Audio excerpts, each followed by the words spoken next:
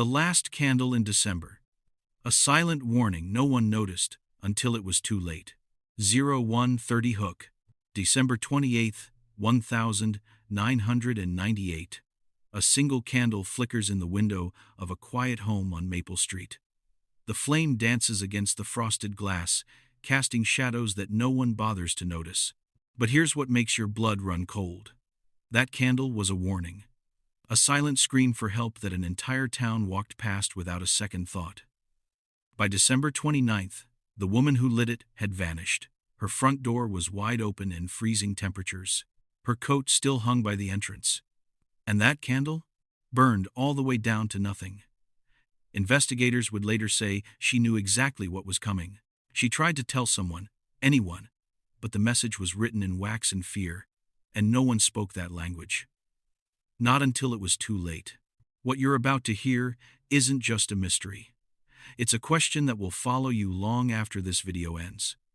Would you have seen the signs?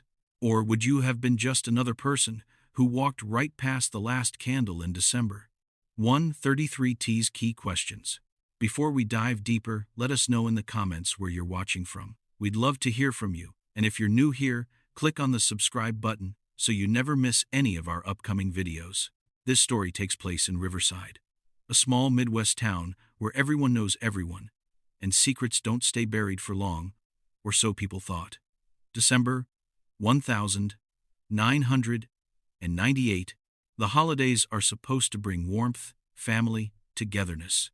But for Margaret Holloway, a 52-year-old school librarian, that December brought something else entirely.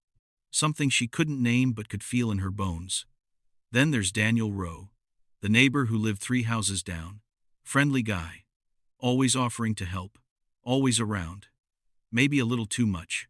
And Sheriff Alan Briggs, the man who walked into Margaret's home on the night of December 29th, and immediately felt the hair on his neck stand up.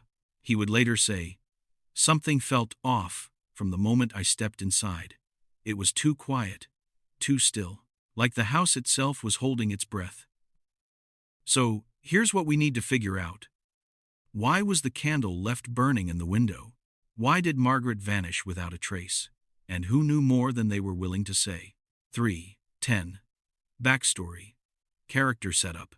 Let me tell you about Margaret Holloway, because understanding her is the only way this story makes sense. Margaret wasn't some recluse or paranoid shut-in.